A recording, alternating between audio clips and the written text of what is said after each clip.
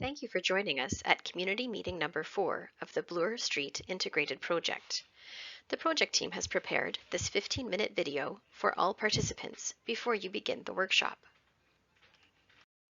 We acknowledge the lands which constitute the present-day City of Mississauga as being part of the Treaty and Traditional Territory of the Mississaugas of the Credit First Nation, the Haudenosaunee Confederacy, the Huron-Wendat, and Wyandot Nations.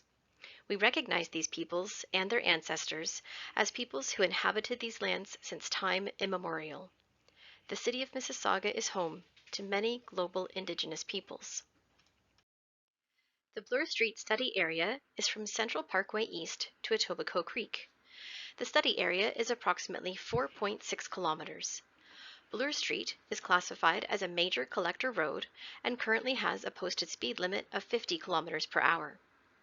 Two regional roads intersect Bloor Street, Cawthra Road and Dixie Road. The study is being coordinated with the Region of Peel.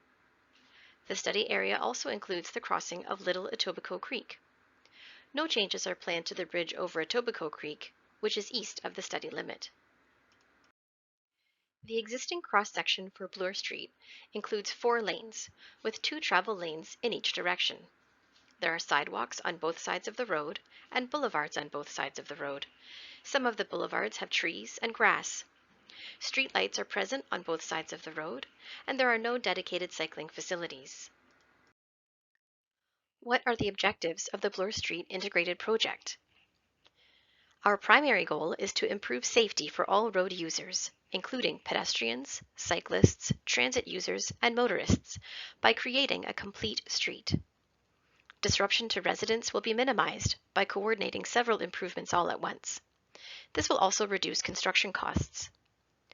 While considering both existing and future land use, this project will provide more sustainable and healthy travel options on Bloor Street. The city began this project in 2021. We've completed 3 virtual community meetings. Based on public interest and comments received, we are now hosting Community Meeting number 4. The project team plans to bring the final recommendations for Bloor Street to City Council in early spring 2023. Our primary goal is to increase road safety for the most vulnerable road users, pedestrians, cyclists, and transit customers. To achieve this goal on Bloor Street, we will develop a complete street design. The concept of Vision Zero has been around for over 25 years. In February 2018, the city passed a resolution to adopt Vision Zero on all city projects. The goal of Vision Zero is to eliminate all serious injuries or deaths caused by motor vehicle collisions.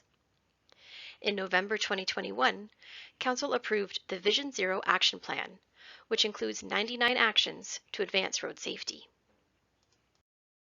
At our previous community meetings, we presented and discussed a number of alternatives for Bloor Street.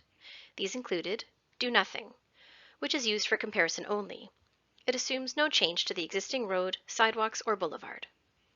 Alternative 1 would add one-way cycle tracks on both sides in the boulevard, adjacent to the curb lanes. Cycle tracks are behind the curb at the same level as sidewalks. Alternative 2 would add one-way on-road bike lanes on both sides of the road. Bike lanes would be in front of the curb at the same level as the travel lanes. Alternative 2 would reduce Bloor Street from 4 lanes to 2 lanes, with only 1 lane in each direction. Alternatives 3 and 4 would add 2-way cycle tracks on one side in the boulevard. And Alternative 5, which would add one-way cycle tracks on both sides in the boulevard, adjacent to the sidewalks. At Community Meeting number 3, we presented Alternative 5 as the technical recommendation. Alternative 5 would add one-way cycle tracks on both sides in the boulevard, adjacent to the sidewalks. With Alternative 5, there would still be 4 lanes for traffic on Bloor Street, with 2 lanes in each direction. At tonight's workshop, we will ask you to compare Alternative 5 with a new Alternative 6. As shown in this diagram, Alternative 5 maintains 4 travel lanes on Bloor Street, 2 in each direction. Cycle tracks would be placed on both sides of the street, in the boulevard, next to the sidewalk. This creates space for trees in the boulevard, along with new streetlights overhead. The design narrows the travel lanes to current standards, which will help to reduce vehicle speeds. Transit stops will be optimized in coordination with MyWay. Alternative 5 was recommended to achieve the objective of creating a complete street and increasing road safety for the most vulnerable road users. Alternative 5 was presented at Community Meeting Number 3 in March 2022. The community meeting included a presentation, followed by small group discussions and a question and answer period. After the meeting, there were opportunities to provide comments through the city website.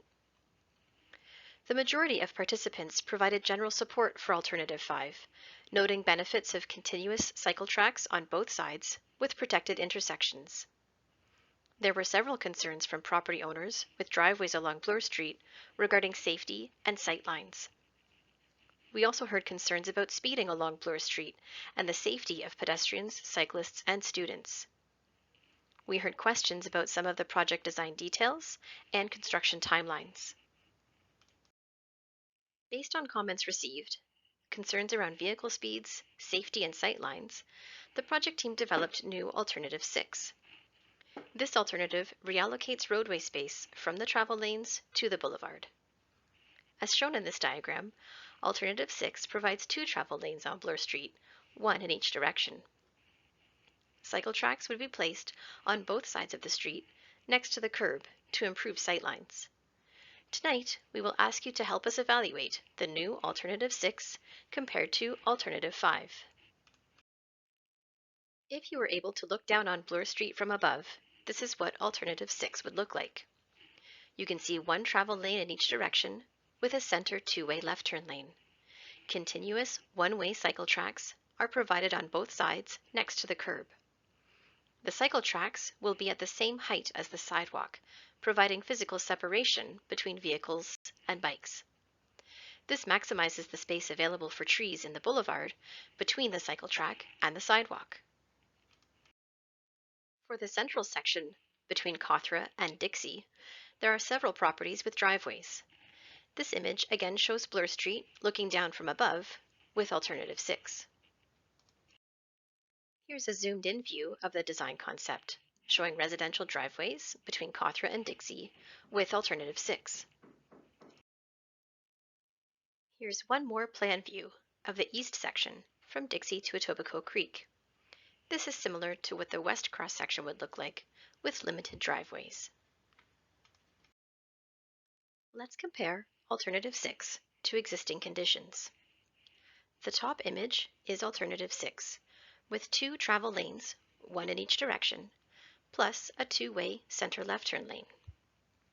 The bottom image is the existing condition, with 4 travel lanes, 2 in each direction.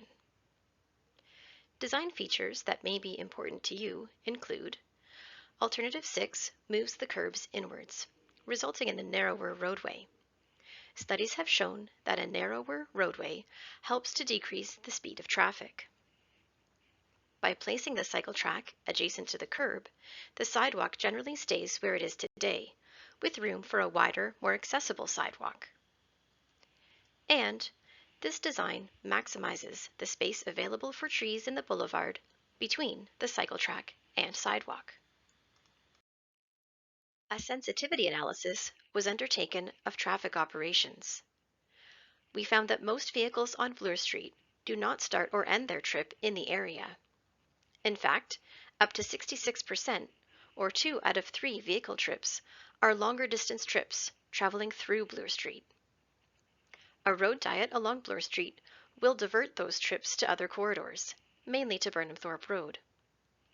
Overall, Bloor Street will operate at an acceptable level of service with Alternative 6. Both Alternative 5 and Alternative 6 are technically feasible. We need your help to evaluate the pros and cons of these 2 alternatives to make the final recommendation. The project team found these 7 criteria are the key differences in the alternatives. Let's take some time to compare. First, traffic and transit operations. Alternative 5 is more preferred. While Alternative 6 would will operate with an acceptable level of service. One travel lane per direction makes transit operations more challenging. Next, vehicle and cycling separation. Alternative 5 is more preferred. Placing the cycle track next to the sidewalk increases the amount of separation between the vulnerable road users and vehicles for the entire study area. Alternative 6 increases sightlines to driveways in the central portion between Dixie and Cawthra.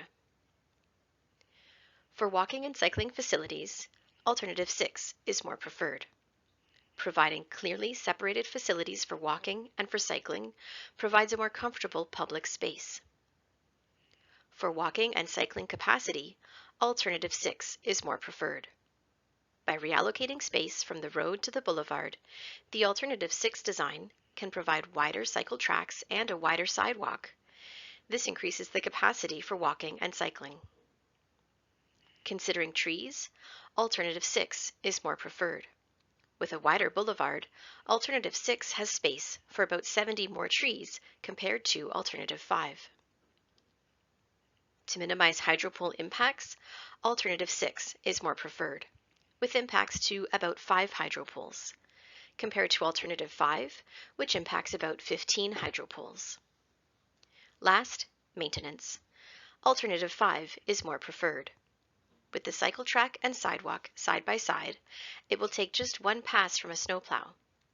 Alternative 6 would need 2 passes, one for the cycle track and a second for the sidewalk. Tonight, at the workshop tables, we want to hear from you. What criteria are important to people who live, work, and travel along Bloor Street? Before we move to the workshop tables, note that all of the material here tonight will be available at the project website, mississauga.ca/bloorstreet. We encourage you to share this information with your neighbors, colleagues, or anyone who might be interested in this project who wasn't able to join us in person. Comments can be made through the website from now until December 20th. You can always email your comments or questions to either Jeffrey Reed at mississauga.ca or Margaret Parkhill at ibigroup.com. You can also reach the project team by calling 311. The next steps for this project are to take the feedback we received tonight and select the preferred alternative and complete the preliminary design. Then we will document the study findings and take the preferred alternative to City Council in spring 2023. You can now choose from 2 ways to interact with the study team. Option 1, here in the auditorium, you can join a small group workshop table to explore the 2 alternatives. Staff will direct you to a table to start the discussion. Or, Option 2, Program Room number 3 is available for one-on-one conversations with senior members of the project team. Thank you very much for attending tonight's workshop.